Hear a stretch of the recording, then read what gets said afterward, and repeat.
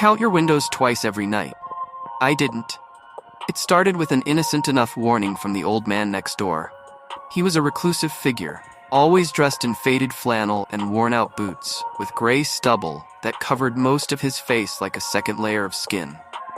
Nobody in the neighborhood ever spoke to him much, but when he saw me locking my door one evening, he shuffled over with a strange urgency in his eyes.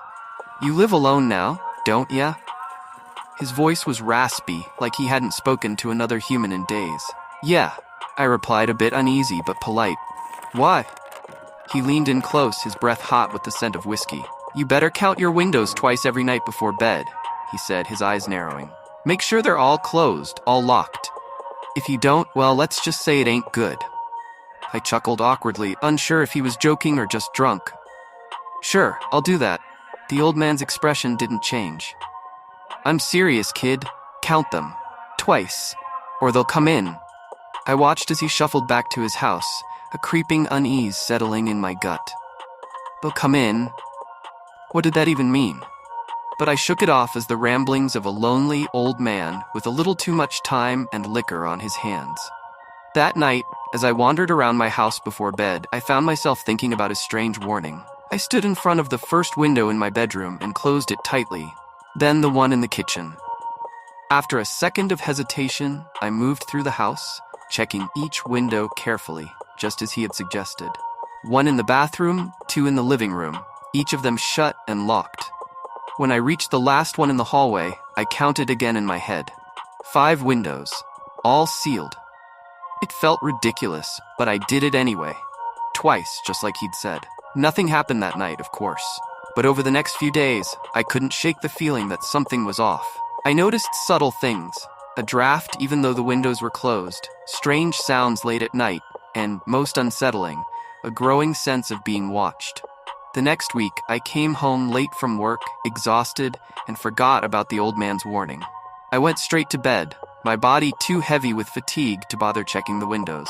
I didn't even think about it until the middle of the night, when I woke to a soft tapping sound. Tap, tap, tap. At first, I thought it was rain, but the night was dry. The tapping grew louder, more insistent. My heart began to race as I sat up in bed, listening. It was coming from the hallway window, the last one I'd always check. I hesitated, fear gripping me, but curiosity pulled me out of bed. As I approached the hallway, the tapping stopped abruptly, leaving behind an eerie silence. My pulse pounded in my ears. The window was closed. Of course, it was. But as I reached for the lock, I saw it. A handprint on the glass. Not mine. Something else. Something that shouldn't be there. I stumbled back, my breath catching in my throat. The handprint was too large, too distorted. It pressed against the glass from the outside, as though something had been watching me. Frantic, I ran through the house, checking every window, counting them twice, just like the old man had warned. But the windows were all closed, all locked. Yet the feeling that something was wrong persisted, stronger than ever. The next night, I made sure to check the windows before bed, counting each one meticulously. 5 windows, twice. Then I slept.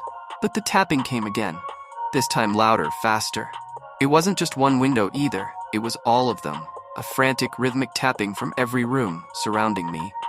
I leapt out of bed, my body trembling with fear. The windows, they were all shut, yet the tapping wouldn't stop. I backed into the center of the living room, cold sweat trickling down my spine. And that's when I saw it. The shadow moving just outside the glass. A figure, tall and lanky, with impossibly long limbs and a face that seemed to shift and warp under the dim moonlight. It pressed against the window, its grotesque face turning slowly toward me. Eyes, if you could call them that, met mine, hollow and hungry. The tapping stopped, but the window began to creak. I don't know how long I stood there, frozen in terror. But eventually, the figure melted back into the darkness, leaving me shaken and breathless. I didn't sleep for the rest of the night. The next morning, I rushed to the old man's house, desperate for answers. But when I knocked, there was no response. The neighbor told me he'd passed away 3 days ago, right around the time the tapping started. Now I count my windows twice every night. I don't forget anymore, because I know they're still out there, waiting. And if I slip up again, they'll come in. Our house is breathing. We'd given up our dream of ever owning a house long ago. We'd been priced out post-COVID, plain and simple. I'd accepted our fate. We'd be renting a 3-bedroom ranch from some old guy named Leonard that measured the nicks in the wall with a micrometer. We'd keep forking over cash every month, year after year. Always treading water, in danger of drowning at any time. But then we found 27 Hillside Lane, and all of that changed. It was priced way below market value. I should have known then there was something wrong with it. Water damage, fire damage, wasps in the walls, maybe even a ghost or two. But the house passed inspection, and it was now or never. We bought the house. It was the biggest mistake of our lives. I first noticed it when I was cooking dinner on day 4 in the new house. As I lay breaded chicken into the oil, cursing out my picky kids who would only eat the most time-intensive of meals, I felt a soft breeze on my arm. I dismissed it, until I turned around, felt it a second time, across the middle of my back. Like someone was reaching out and caressing me. I held my hands out and closed my eyes, focusing on the feeling. But there was no denying it. There was definitely a breeze. I checked the vent hood thing, something our previous kitchen didn't have, something that was still utterly perplexing to me. Eric, did you turn the vent on? I don't think so. Why? I feel a breeze. It couldn't be the heating system. It was an old house with baseboard heat and unit air conditioners, built around the 1930s. The real estate agent never told us the exact year, and the Trulia listing played that nasty trick where someone had entered the year it was renovated as the year it was built. Looks like it's off, Eric said, checking the hood. Do you feel it, though? He stood still in front of me, concentrating. Yeah, I guess I do. He said, finally. So that was it then. We'd bought a drafty old house with shit insulation. Of course, there had to be something wrong. We'd bought the house in September, when it was still warm. Now, well into October, we were getting those bone-cold nights where the air just pulls the warmth out of your skin. We were going to be in for a terrible winter, and terrible heating bills if this was really how drafty the house was. Except the breeze didn't feel cold. It almost felt warm. The chicken was starting to burn. I ran over and grabbed it out of the oil with tongues. Ava Hayden, dinner. As I picked off the burnt pieces of breading, I forgot all about it. That night I couldn't sleep, because I went down what I call the OCD spiral of death. When I find that one thing wrong, and convince myself someone's going to die, or we're all going to die, or the world's going to implode. Here's how mine started. I googled random breeze in house, and one of the results talked about a gas leak. I had replayed Ava and Hayden's funerals in my head 3 times before I picked up the phone and called the gas company. The kids were already asleep, and it was after hours, but I didn't care. I would not be sleeping until I was sure the house was safe. The guy that rang the doorbell was a young, spindly guy of maybe 22. He wandered in, carrying a heavy toolbox. Eric had already gone back to bed, thoroughly annoyed that I'd called anyone in the first place. You're overreacting. We're not going to die. Do it in the morning. Normally I'd snipe back at him, but in the interest of time I simply ignored him. So where do you feel the wind? The young guy asked, getting set up. The kitchen. He pulled out some sort of meter. It let out a beep. He roamed around the room, then went upstairs and down. Pulled out another meter and did the same thing. No gas leak, he told me as he set down the meter, pulled out his phone, and shot off a text to someone. I hope he knows what he's talking about. But everything else looks normal, I pressed. Oh yeah, your CO2 levels are a little high. How many people you got living here? 4. Really? Just 4? Any pets? No. I guess it's poor ventilation or something. Everything else is normal though. Radon, natural gas, VOCs. He started telling me how I could buy an air quality meter on Amazon, but I wasn't listening. Because I felt it again. The breeze. It was against the nape of my neck, against my ears and my cheeks, fluttering all the little flyaways that had escaped my ponytail. And I realized something. The breeze was changing direction. The little hairs on the nape of my neck fluttered one way. Then, a few seconds later, they fluttered the other way. What the hell? Do you feel it, right now, the breeze? Yeah. I do feel it, actually. Does it seem to be going opposite directions, like in, out, in, out? I trailed off, swallowing. Like someone's right here, breathing? He stared at me. Then he lowered his voice. Did the real estate agent tell you what happened in this house? My throat went dry. No. The family that lived here before you, he said, taking in a breath. Found dead, all 4 of them, hanging from that tree outside. He pointed towards the backyard. My stomach fell through the floor. No one would buy the house because everyone thought it was haunted. That's why it was so cheap. I opened my mouth, but I couldn't say a word. I choked on air. And then, the guy let out a wheezing laugh. The guy that rang the doorbell was a young, spindly guy of maybe 22. He wandered in, carrying a heavy toolbox. Eric had already gone back to bed, thoroughly annoyed that I'd called anyone in the first place. You're overreacting. We're not gonna die. Do it in the morning. Normally, I'd snipe back at him, but in the interest of time, I simply ignored him. So where do you feel the wind? The young guy asked, getting set up. The kitchen. He pulled out some sort of meter. It let out a beep. He roamed around the room, then went upstairs and down, pulled out another meter and did the same thing. No gas leak, he told me, as he set down the meter, pulled out his phone, and shot off a text to someone. I hope he knows what he's talking about. But everything else looks normal? I pressed. Oh yeah, your CO2 levels are a little high. How many people you got living here? 4. Really? Just 4? Any pets? No. I guess it's poor ventilation or something. Everything else is normal though. Radon, natural gas, VOCs. He started telling me how I could buy an air quality meter on Amazon, but I wasn't listening. Because I felt it again. The breeze. It was against the nape of my neck, against my ears and my cheeks, fluttering all the little flyaways that had escaped my ponytail. And I realized something. The breeze was changing direction. The little hairs on the nape of my neck fluttered one way. Then a few seconds later, they fluttered the other way. What the hell? Do you feel it? Right now? The breeze? Yeah, I do feel it, actually. Does it seem to be going opposite directions? Like in, out, in, out. I trailed off, swallowing. Like someone's right here, breathing? He stared at me. Then he lowered his voice. Did the real estate agent tell you what happened in this house? My throat went dry. No. The family that lived here before you, he said, taking in a breath. Found dead. All 4 of them, hanging from that tree outside. He pointed towards the backyard. My stomach fell through the floor. No one would buy the house because everyone thought it was haunted. That's why it was so cheap. I opened my mouth, but I couldn't say a word. I choked on air. And then, the guy let out a wheezing laugh. I'm just playing with you. I felt the heat rise to my cheeks. Sorry. Wait, really, I'm sorry. You're not going to report me to my boss or something, are you? I forced a smile. No, it's fine. Damn kids. Okay? Thanks so much. He packed up. So you're all good, right? I nodded. Thanks for coming out so late. He stepped out into the darkness. I slammed the door, my whole body shaking, breathing. That's really what it felt like. It wasn't all the time. Sometimes I couldn't feel it.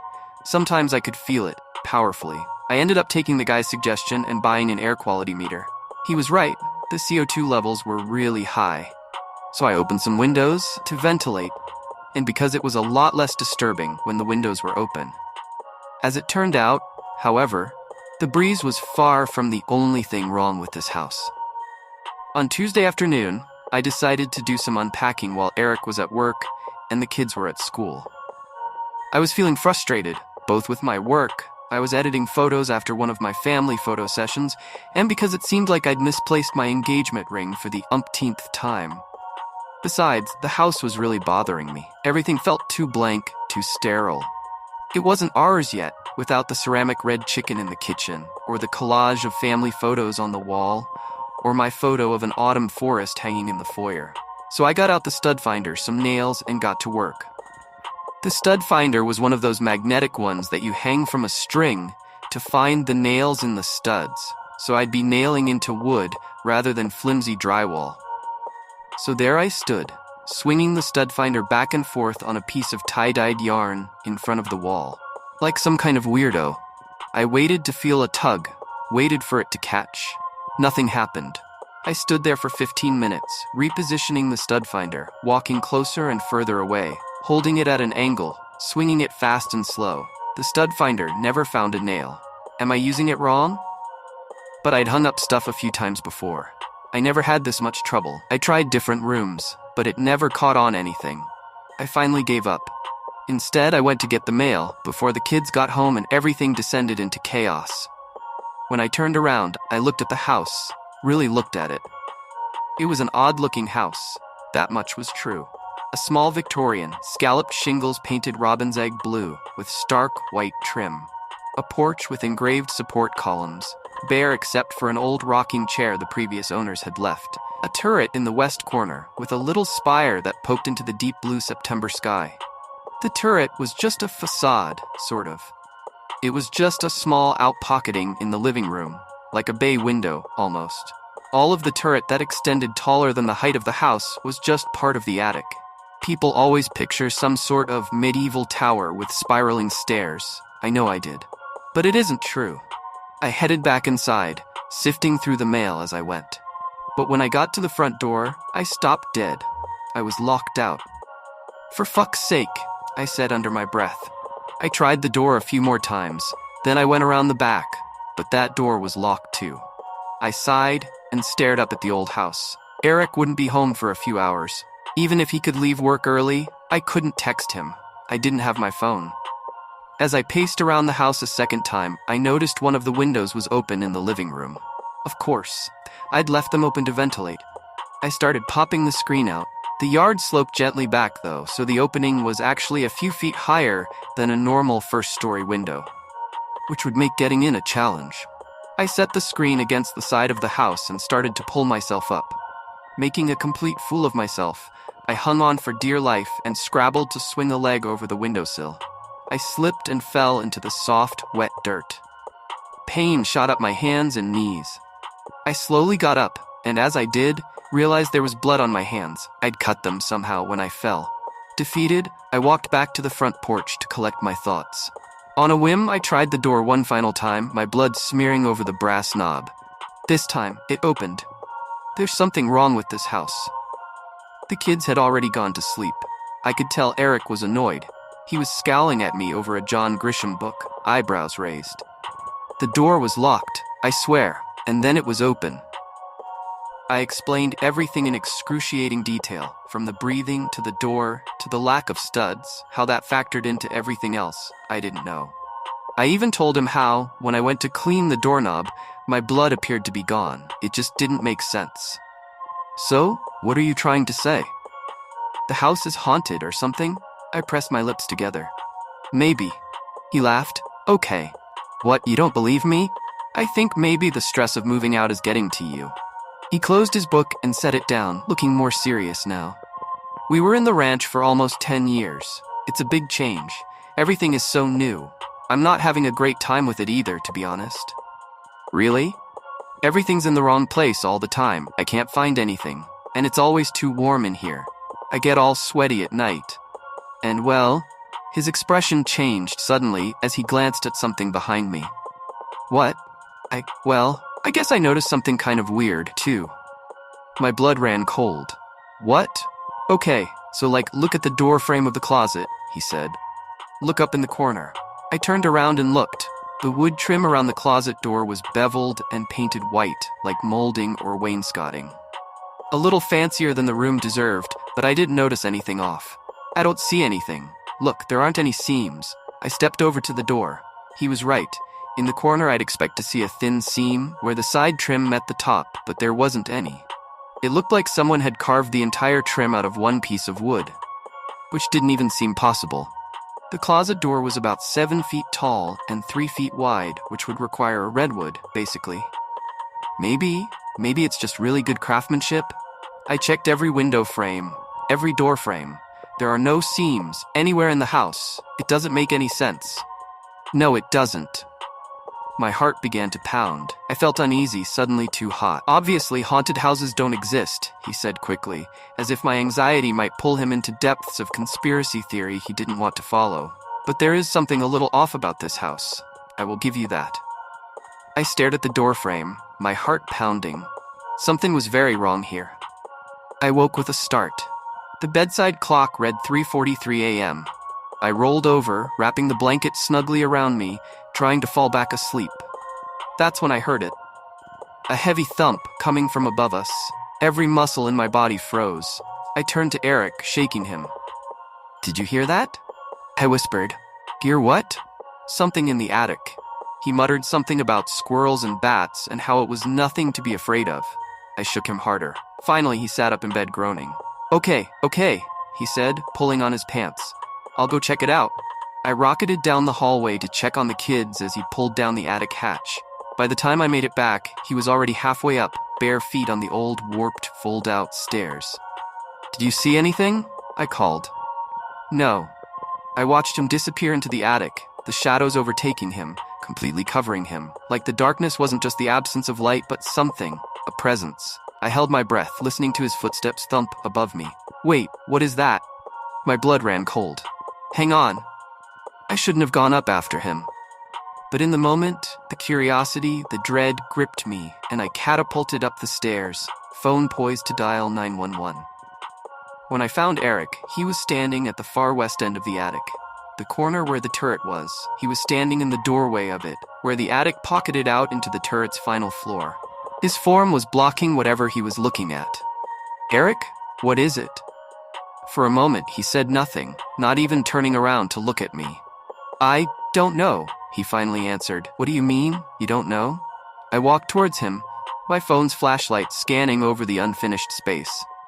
Insulation hung out of the walls like tufts of cotton candy. Plywood creaked underneath my feet. I quickened my pace, and then I peeked around Eric's shoulder, into the space. Lying on the floor was a twisted rope, wet with some kind of fluid. My eyes followed it to a shape, slumped in the corner. It looked roughly humanoid. For a heart-stopping second, I thought, oh no, the previous owner never left. But I realized in the light it wasn't a body, it was something hewn from knotted wood and pink, fleshy insulation and splotches of white drywall. Parts of the house shaped into the form of a person. Something sparkled on one of its wooden fingers. My engagement ring. As we stared in stunned silence, there was a horrible snap of wood, and I swear the thing tilted its head. Eric and I raced across the attic, down the ladder. But I could feel the wood moving underneath me, shifting, buckling, trying to get me to fall. On the last step, I lost my footing. With a shriek, I careened backwards. Pain shot up my back. My head felt like it was being split open. I scrambled to my feet. Pain shot up my leg as I limped towards the kids' rooms. It felt like I'd sprained my ankle. Eric woke the kids, and we scrambled out of the house. In the driveway, as we packed into the car, I could see movement in the attic. A humanoid shadow looked down at us from the turret window. I just moved house, and there are no women in this town, other than me. On the day of the property viewing, that wasn't the case. These streets were bustling with men, women, boys, and girls. It felt like any ordinary town. Cul-de-sacs branched off from the main strip, cozy pockets of red-bricked homes and cobblestone streets. There was a local drinking hole named after some animal or monarch, amusing that it's often one or the other, though I'm not calling the two things synonymous. It had every ingredient of a quintessentially British settlement. 1 month later, however, I returned to a very different place. Moving day, moving Monday as I called it, was overwhelming for exactly 37 reasons, and the emptiness of the town didn't make the list. My ever-growing list of things to remember. What a waste of a day off, I thought. Anyway, I wasn't concerned by the lack of women. In fact, I hardly noticed the lifelessness at first. After all, I arrived a little after lunchtime on a weekday, so I assumed most people were at work. In place of its true name, I'll call the town Propagate. That word was written with blue paint in large, uneven capitals on a low-level wall. Several truant schoolboys sat atop that bricked partition, which separated a small, detached house from the main road. A dozen legs swinging back and forth like a row of pistons. They had an odd energy, given they were rule breakers, an energy neither giddy nor intimidating. But the blank-eyed boys did keenly watch my car as it drove by. That sighting was only the first oddity. There was also the young man walking the cocker spaniel, the 5 elderly gentlemen at the bus stop, the neighbor standing with both arms around his 2 sons. They watched from the front lawn as I pulled into the driveway of my new home. As I said, I noticed the quietness, but it didn't concern me. The lack of women might have triggered warning sirens in normal brains with a little common sense. But I was completely oblivious, an awe-stricken, first-time homeowner with a bulky moving van in tow. Don't judge me yet. I'm not, by any means, the bluntest blade in the knife block, just the least even. I was hardly surprised by the autism diagnosis in high school, as I'd always been a little rusty when it came to, as my dad called it, the real world, people and politics, the fuzziness of social science. My mind has always belonged to rigid sciences. Let me put it this way. I have a PhD in chemical engineering, but I once let a tittering teenager and his pack of hooded friends borrow my phone. Oh dear, of course I'll let you ring your mother to pick you up, I obliviously said. That was how I waved goodbye to my brand new iPhone. I'm smart dumb or dumb smart. Take your pick. Stephen Gawking, the trio of school bullies used to call me. It took their one collective brain cell to come up with it, but it was a good one. I'm surprised they even knew what gawking meant. Anyway, moving to Propagate was supposed to be a turning point. I was determined to prove everybody wrong. My friends in the city, my family back home. I wanted to show them that I wasn't a socially stunted egghead. I had the stuff, whatever the stuff might be. The independence and street smarts of my peers, I suppose. I turned 27 this year, so I knew it was time to make something of myself. And that certainly happened in Propagate. After only half an hour, the two movers had unloaded all of my belongings, and they left me alone. I heard one of them mutter about a strange look from a neighbor. Given what would follow, they were right to flee. I spent the next few hours sorting through my belongings, but my mind soon started to wander.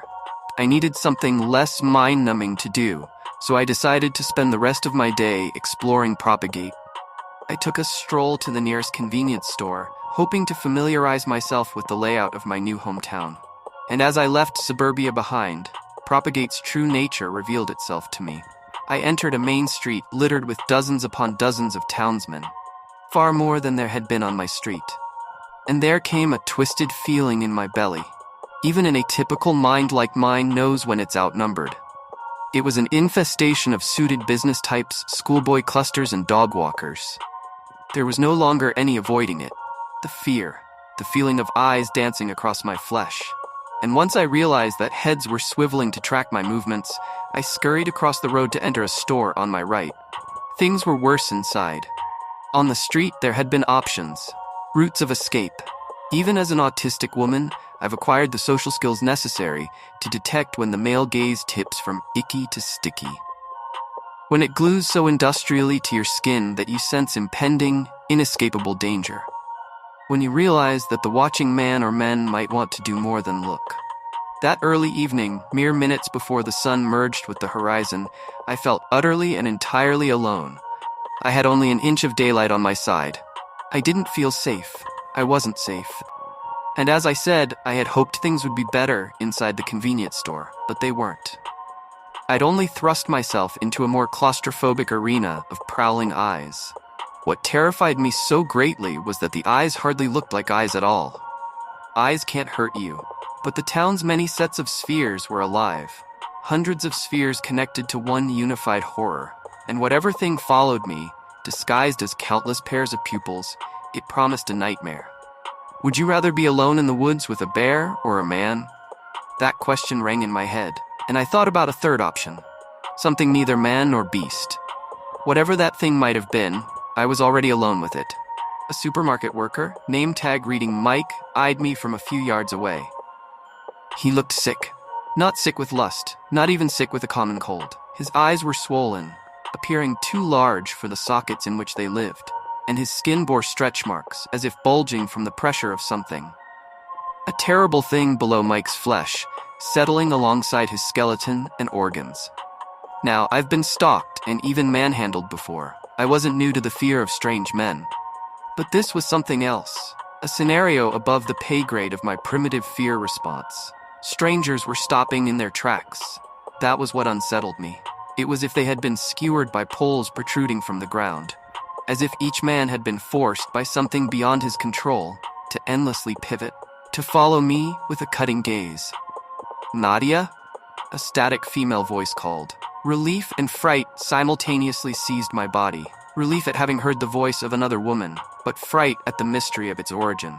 My eyes eventually slid downwards, and I realized that I had, half-consciously, heard my phone ring several seconds earlier. Realized that I'd answered the call with a shaking thumb, though I'd barely been aware of doing so. I was relieved to see that my screen read Chloe. Nadia? My friend repeated. Did you answer by accident? Let me talk a little louder. Nadia, I'm trapped in your pocket. Help, I smiled, thankful tears collecting in my eyes. With Chloe's colorful voice to accompany me, I wasn't alone. Still quivering, I lifted the phone up to my ear. I didn't want my friend to worry about me. Didn't want her to know that I'd stumbled at the first hurdle of independence. Like nearly every other adult in the world, I had to feign normality. Putting on a brave voice took significant masking, but it was a skill that I'd mastered over the years. I'm here, I said before uttering a faux laugh. Sorry, it must have been my Giat that answered. Chloe snorted. Where are you, bitch? You stood me up. Ah, I thought. I'd invited my oldest, dearest friend to visit my new home after work. That was one of the 37 things I was supposed to remember, but I'd entirely forgotten, as is typical of me. The serotonin overload of becoming a homeowner had wiped my brain. Happiness and fear frazzle my thoughts equally. You forgot, didn't you? Asked Chloe. No, I lied. I just nipped to the supermarket to get us food and drinks. A likely story, she replied in a chipper tone. It's okay, Nads. I forgive you. Just bring some vino back for your dear friend, okay? She's shivering on the porch. Talking about herself in the third person. I grinned, making my way down the liquor aisle. Chloe's distracting voice enveloped me like a warm blanket. She helped me to temporarily forget about the many watching eyes, and I soothed the remaining ache in my chest with a little sensory stimulation. Let my fingers brush against the bottles of Sauvignon Blanc on the middle shelf. Let my gaze brush against the price labels beneath. I hear you, girl, my friend said.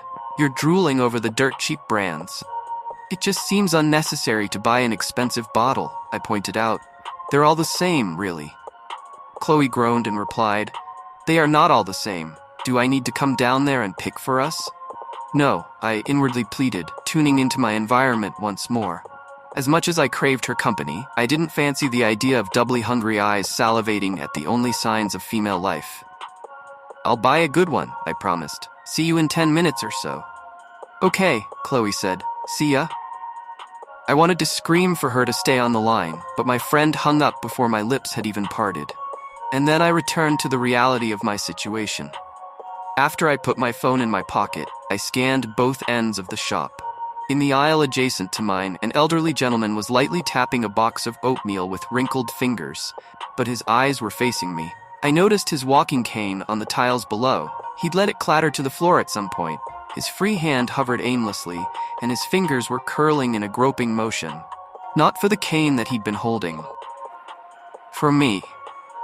I drew blood from my bottom lip, tightly biting it to stifle a slight whimper of horror. Then I spun my head back to the line of liquor. After taking a mid-range wine, only wanting to get out of that place, I turned to leave. But my uncoordinated fingers knocked a bottle beside it.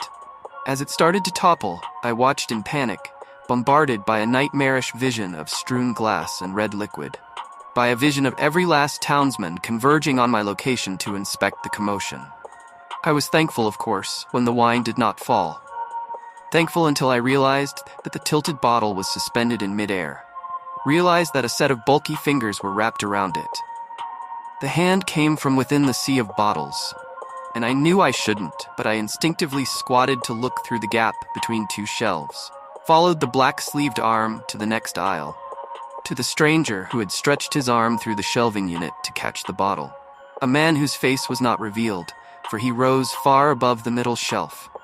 I saw only his midsection, an unbuttoned blazer and a second hand. An open palm frozen in the shape of a high five or a wave. When the hand did move, it did not offer a friendly gesture. It started to walk, nearly run, across the middle shelf. Started to cross the bridge between our two aisles. And it was not shooting towards a second toppling bottle. It was shooting towards me. I screamed, clutched my chosen wine, then dashed out of the aisle. Dashed towards the self-checkout registers at the right-hand side of the store. I hoped, by doing the scanning myself, that I would avoid any more of the unnerving townsmen. May I help you? A watching member of staff asked depressively, not cooperatively. I'm fine. I said before wincing at the "Are you over 21" message on the touchscreen. The supermarket worker took slow strides over to my register, then swiped a card to give me permission. The smiling man stood far too close to me, exhaling puffs of cheese and onion. A pungent aroma that, horribly, concealed something even worse beneath. A scent I didn't manage to place. "You hardly look 21, my dear," he softly said, "but I'll allow it." "I'm 27, I shakily promised, fumbling in my purse for some form of identification. The man shushed me, lifting a finger towards my lips but stopping just shy of touching them. And as I looked at his face, I saw what I had seen in Mike. A wrong face. The worker inhaled deeply. "You will grow." "Yes, you'll grow." I thwacked my card against the reader, bagged the wine, then strolled speedily out of the store. Even with eyes firmly locked upon my shoes, I felt those predatory gazes. The shoppers, at first, then the outdoor townsfolk when I exited the store. It was only a 10-minute walk home, but it felt longer. Perhaps because, during those minutes, the sun finally dipped over the horizon and plunged the streets into darkness. The street lamps sprang to life, revealing solitary figures watching me from pavements and front yards. My body moved sluggishly forwards, burdened by heavy gazes. But what truly made the itch on my flesh unbearable was the knowledge that I had seen so little. Seen only those caught in the glow of lampposts and headlights. There were, undoubtedly, figures in the town's unlit pockets, men eyeing me from the shadows. To make it all worse, I returned home to find only my bright orange Mini Cooper in the driveway. There was no sign of Chloe's Ford. No sign of Chloe. "Pick up," I muttered as I tried and failed to ring her. "You said you were here." "She was here," a voice explained. A yelp escaped as I turned to face the lawn beside mine. Turned to face the next-door neighbor I'd seen when I first arrived. He was still standing on the front lawn with his two boys, large arms wrapped around their shoulders. They haven't been there all day, I told myself, though I wasn't convinced. There had been something quirky about the sitcom family earlier in the day, but they seemed far more sinister at night. They stood in their blackened front garden, barely illuminated by the nearby street lamp. They had been waiting for me. I pretended otherwise, but I knew better. "I beg your pardon?" I asked, voice coming apart at the seams. The father smiled and said, "Your friend. She was here. We invited her inside for a cup of tea," one of the boys stated. The child spoke without a hint of emotion, without a single inflection in any of his words. I found myself thinking of the truant boys sitting on the wall. The lack of joy on their faces, the lack of anything remotely human behind the eyes. "I don't see her car," I found myself saying aloud. "She drove to meet you at the store," the man explained. It was an instant response, as if my neighbor had foreseen the question and prepared an answer earlier. "Oh, that reminds me," he continued, stepping onto my driveway and bringing his eerie smile into the light. "She left something for you." The father's hand shot outwards, offering a phone with a cracked screen. I reflexively reached for it before even processing the dread in my gut. I wasn't unnerved by the cracked screen, not even by the idea of Chloe giving her phone to a stranger. No, it was something about the way in which my neighbor spoke. Something about the way in which he held out the device. And as my hand met his, something pricked my index finger. I recoiled, as if a sharp hair within the creases of his palm had cut me. Mouth gaping, I inspected the bloody droplet forming on my fingertip. It dripped and fell into one of the many cracked wounds on the phone screen. I lifted my fearful face and said, "What happened to?" But the man and his boys had vanished, fled without so much as the sound of grass crunching beneath their feet. Something pained my mind. Not just the town, something that poisoned the very colors of the world. Something which prompted my soul to primally scream that I must hide. I ran to the porch, clumsily unlocked the front door, and tried to steady my breathing. "Listen," started a voice from the darkness. I screamed and twisted to see the silhouette of a man in my unlit lobby. I only half registered that the intruder was holding up his hands defensively. "I'm sorry," he said, stepping forwards. "I had to find you first." He may well have said more, but I heard none of it because the world disappeared. Then, an unknown length of time later, a voice from the blackness whispered, "Miss?" I heard the familiar stranger before I managed to open my eyes or move my limbs. Probably for the best, as I would have fought him. He wasn't like the others. I'd known that somehow, even in the darkness of the lobby. Sensed it in the man's presence. I didn't say any of this, however. I groaned, unable to produce intelligible words, unable to move my eyelids. He shushed me. "You're safe now." "What is happening?" I finally managed to grunt, opening my eyes a sliver to see that I was sitting in the passenger seat of the stranger's vehicle. "I still don't know, but it began 6 days ago," he replied. Mr. Robertson entered Brent Monroe's restaurant with a horrid smile and blood-stained overalls. Half the town was there. We were celebrating Margaret's retirement. Anyway, we all thought somebody had hurt Mr. Robertson. The disgruntled customer at his repair shop, perhaps. But it wasn't that. "What was it?" I asked, eyeing the middle-aged driver beside me. The man shrugged. Brent walked over first. He held Mr. Robertson's shaking hands, intending to help. But then the owner became just as calm and broad-smiled as the mechanic. It was all a blur after that. "What was it?" I asked, eyeing the middle-aged driver beside me. The man shrugged. Brent walked over first. He held Mr. Robertson's shaking hands, intending to help. But then the owner became just as calm and broad-smiled as the mechanic. It was all a blur after that. The place descended into chaos. "I don't understand," I said. "No," he replied. "I didn't imagine you would." The men changed, all with a simple touch. "Did you change?" I asked fearfully. "Are you going to hurt me?" The stranger shook his head fiercely. "No, love, I'm not going to hurt you. My name's Tom Lawson, and I'm going to get you out of here." "What's your name?" "Nadia," I said. "What happened to the—" I trailed off, but Tom knew what I was going to ask. My eyes had focused enough to see the outline of his face. Unkempt facial hair revealed that he wasn't willingly unshaven, and the dark circles under his eyes told me that he hadn't slept well in days. He eventually said, "I had a wife and 2 boys, Katie, Jack, and Sam. I thought only of them. That was why I didn't stay at the restaurant. Why I didn't help anyone. And when I drove through town, I saw men and boys carrying the limp bodies of wives, mothers, daughters, and sisters. But they weren't dead."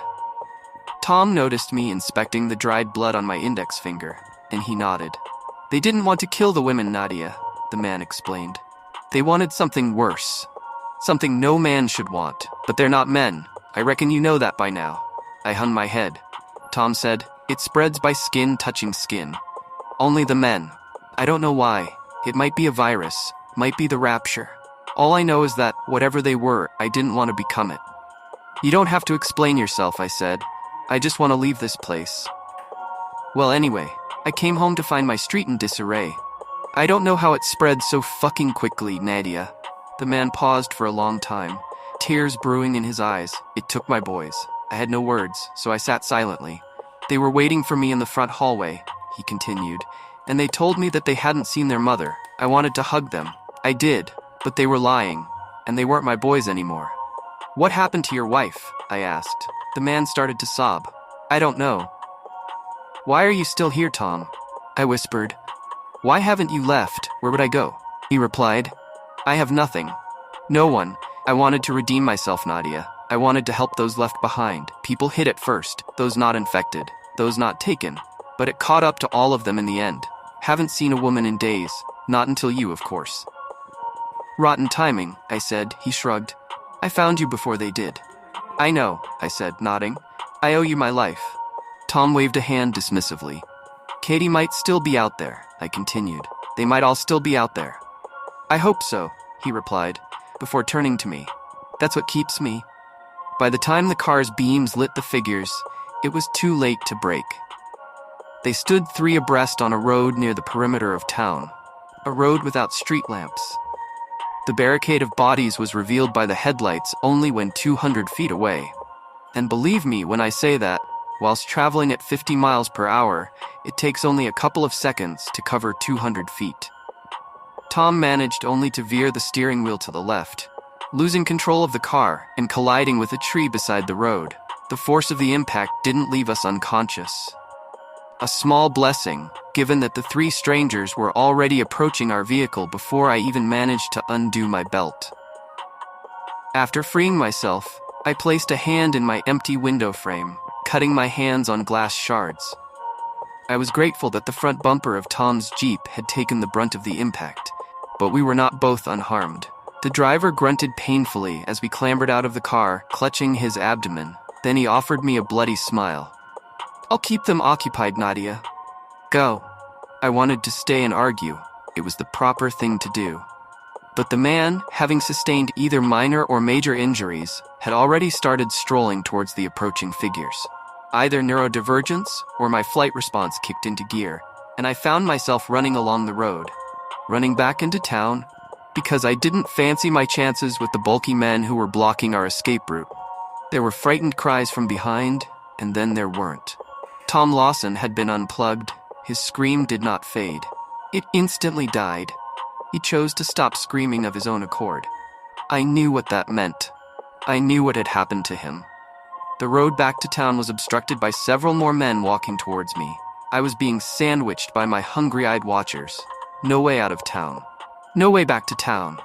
The woodland was my only recourse. I turned to my right and sprinted into the blanket of bark, praying that I would find an exit. Find the next town over. I prayed that the townsman's sickness, earthly or not, had not traveled beyond the bounds of propagate. I fumbled with my phone, turning on the torch, but it was my ears that became aware, not my eyes. I heard not-so-distant moans, garbled voices around me. Not voices of the haunted men who were pursuing me. No, these were muffled words of a higher pitch, the cries of women. I cast my torch from side to side, not daring to slow or stop. But I found no sign of the captives. And in my fearful search for the missing persons, I forgot that my uncoordinated limbs do not fare well when I multitask. It was no surprise then when I tripped, when I was sent sprawling across the forest floor by one of my feet, tripping the other. I rose quickly, feeling a weightiness in my throat as the sound of men's footsteps loudened, but something at my feet had caught my eye, and when I cast my torch downwards, I shrieked. On the ground were bodies, dozens and dozens of women's bodies. In fact, they weren't on the ground. They were in it. The missing women of Propagate were the dirt beneath my feet, the soil, the undergrowth, or the whatever forms a forest floor. Their bare flesh, which had been stretched and mangled, merged with the soil. Long, fleshy tendrils sprouted from their arms, sides, rears, and all other parts of their bodies, as if they had taken root, as if they had become one with the woodland. Worst of all, the townswomen were still very much alive. They must have wished they weren't. For as I looked closer, I realized that each woman, tied to another by skin-formed rope, was no longer just one, but many. And by that, I mean I looked down at the woman below my feet to find her own face looking up at me 4 times. 4 separate faces, each tied to a different part of her body, screamed up at me. Not as some united hive mind, but as 4 separate versions of her. Every face moaned in a slightly different way. All moaned with lips closed, but each expressed itself differently. The smaller faces were nothing but circular mounds that had been propagated from her. They would grow, of course. They would propagate too. What? I thought in horror, wondering where those direful thoughts had originated. Her eyes were coated in tears and flecks of mud. She opened her mouth to speak, but spewed only mushed foliage and blood. Her muffled words failed to permeate the greenery spilling from my guts. I knew, though. Knew she was asking me to kill her, much like the hundreds of other stripped women who were inexplicably part of the forest floor. Hundreds of women who might have numbered thousands, having multiplied, having grown new, smaller abominations. I woke from my horrified trance when the crunching footsteps of the pursuing men were too close to bear. "I'm sorry," I whispered tearfully to the woman, hoping the others would hear. I hoped they'd understand at the very least. I felt their tearful eyes watching me from below. There was no running around them, only over them. I realized that the nearby squeals I had heard earlier were the sounds of women being crushed beneath my boots. I hadn't paid attention. The squelching ground beneath my feet hadn't been loose and unstable. It had been moving, breathing. A macabre pool of rippling mud and flesh that nearly swallowed my feet as I ran across it, apologizing and sobbing as I went. The townswomen formed an interconnected blanket of skin and dirt. They were forced not only to become one with nature, but to suffer through that hellishness. I don't know how long I spent fleeing. An hour, 2 hours, all night. But I know the sun hadn't risen when I finally made it to a small village, miles away. I no longer heard the footsteps of men behind me. I'd outrun them. They moved at a glacial pace, seeming to have been slowed by whatever corrupted them. But part of me fears that they were simply in no rush. I think something is wrong with my favorite YouTuber. When you grow up on the internet grows up in you too. You can't escape it. Codes get in your head, binary whistles at the edge of your hearing. You see forum posts in raindrops on dead leaves. People drive to work and then back again. Every day the same thing, like they were long GIFs spiraling in and out of the frame. The web is inside all of us, spreading out in our neurons, mirroring the fiber optic cables spawning across the ocean floor. They say there are server farms in Utah that when you see them from above, they look like human silhouettes. They say that wasn't the way they were built. I keep thinking about this because of ZeroRWRL. I'm watching one of his videos now. He used to be my favorite YouTuber. I had watched him for over a decade, back when he started as a dumb prank channel. I had that strange closeness with him, like we were friends even though only I knew him. A parasocial relationship, although that word always makes me think of infections, of parasites, of something living inside a body that shouldn't be there. He uploaded the video I'm watching right now 2 days ago. There are almost 1 million views, 148 comments. He's updating his relationship status, which is, as it historically always has been for him, very complicated. I'm staring at his eyes as he talks. They're blue, ocean-colored, like they've always been. Nothing's changed. Everything is the same in the ocean, but every wave is new. I look on his Discord. No one is talking about this upload, or at least they aren't talking about what I'm looking for. I respond to some DMs while I'm reading comments. I used to just lurk, never post. That was my whole thing. Sharing too much info online weirded me out. The more you put on the internet, the more it feels like you're making another version of yourself. There's IRL you, and then online you. Both can feel separate, distorted mirrors of each other. It was a few months ago, back when I still wasn't commenting, when I noticed people on the server using a running phrase, the hidden videos. I didn't know what it was, and no one ever elaborated.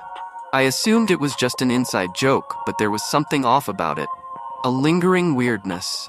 Then I started to see it in other places. Comments on YouTube videos, hashtags on the hell site. Eventually I started asking in the chat what it meant. No one ever responded, and Googling got me nowhere.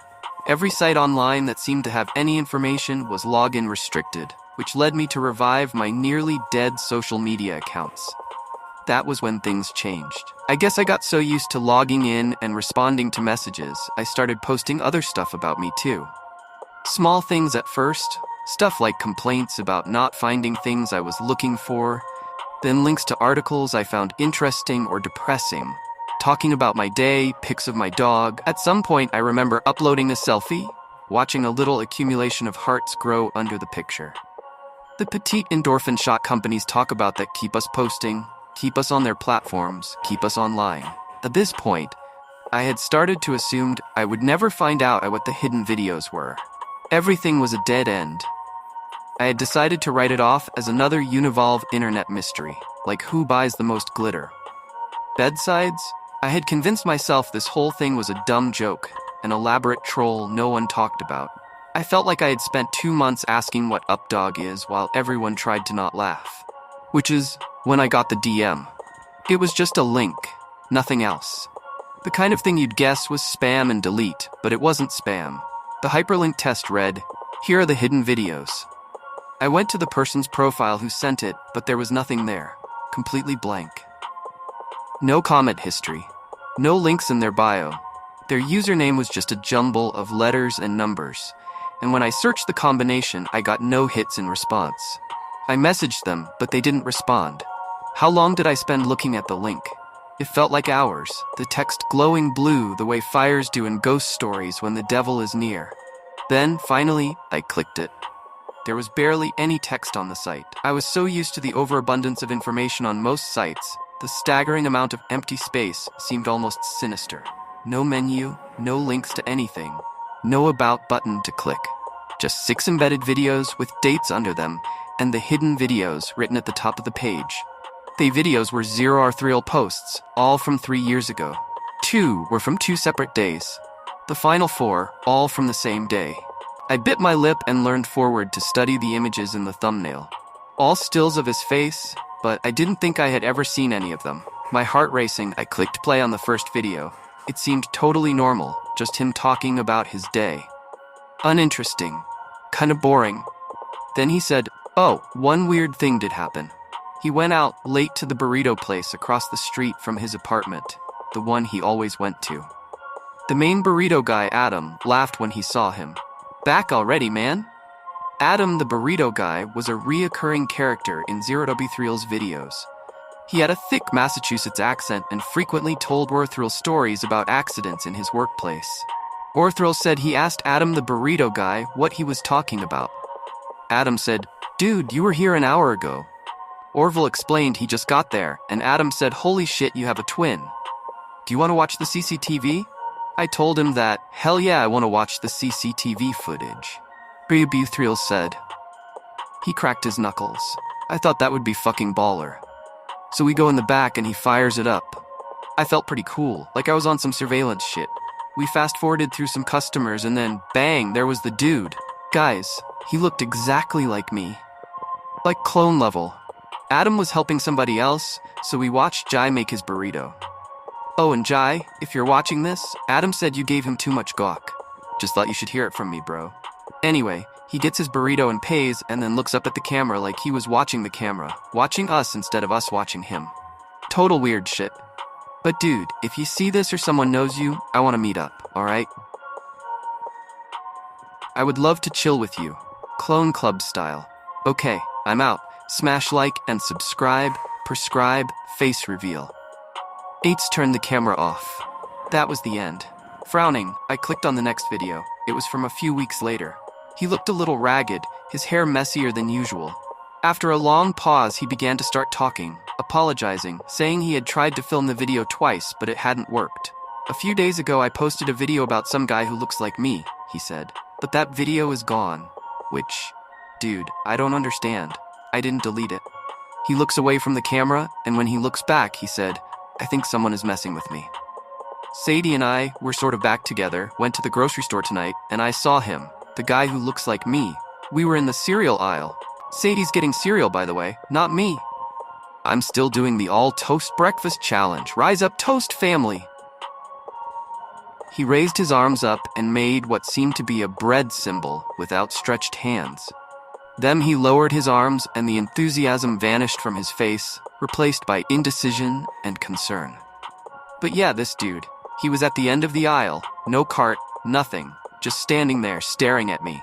And this is the weird thing. Sadie was looking at ingredients on some package, and when I said, "Hey, look at this," and she turned, he was gone. "She thinks I'm crazy, I think," he said and laughed. But he didn't look like he thought it was funny. I'm going to find that old video and re-upload it. If anybody knows that guy, tell him I still want to hang, but I'm going to need him to be at least 15% less creepy. Maybe 20%. He turned off the camera.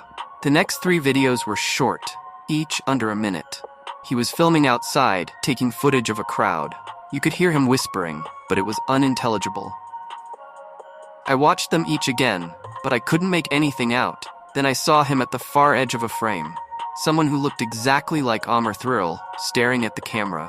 The final video. I hesitated and then clicked. He seemed frantic, panicky. He was in his house, the living room where he always filmed, talking about how none of his videos were posting, how everyone thinks he's going crazy. But he's not. There was someone with his face following him, he said. He's seen him. He's filmed him. He didn't understand what was happening, but he needed help. Then he froze, his eyes wide. He was whispering, "No, no, no," and then he got up, his knee hitting his camera, sending it flying. The picture went sideways, upside down, tilted, and then stabilized, pointing to the couch where he'd been filming. I could see an area of the room leading to the kitchen. I could see only the bottom edge of the room, his legs, his shoes. And then someone else walked into the room. Him walked into the frame. They stopped a few feet away from 03L. The sound must have gotten screwed up when the camera fell because everything was a hard buzzing. It sounded like a swarm of wasps. Their shoes and legs, they were the same as 03L. The video went black. As soon as it stopped, I watched it again, and again, and again. I can't tell you exactly how many times I hit play, over and over again for days straight until suddenly the website didn't work. I kept hitting refresh, but my screen simply said Safari couldn't open the page because the server can't be found. Like it was never there. But it had been there. I went back to the message that had the link, but there was nothing in my chat history. The profile of the person who had sent me the message had been deleted. Everything empty, and all I had left was the image of Ulmer Thurl, and whatever it was that looked like him, in that room. I've been watching his videos since then, the ones dated after the last one. He looks normal. Real. No sign of anything that isn't him. I've started to think all of this is a long con, some kind of ARG. There's no way any of it actually happened, but I keep seeing something in his eyes that wasn't there before. A strange gleam. The way they reflect. I'm watching other videos too, ones where people mentioned secret videos in the comment sections. Those comments are all gone too, but I think I see the glow in those people's eyes too. An unreal shine. Yesterday I stopped at the gas station on the way home, watched the stupid video on the screen at the pumps, updated my status on a social media account. As I was leaving, a car pulled in next to me, pulling out into traffic. I glanced back in my rear view. There I was, stepping out of the other car, staring right back at me.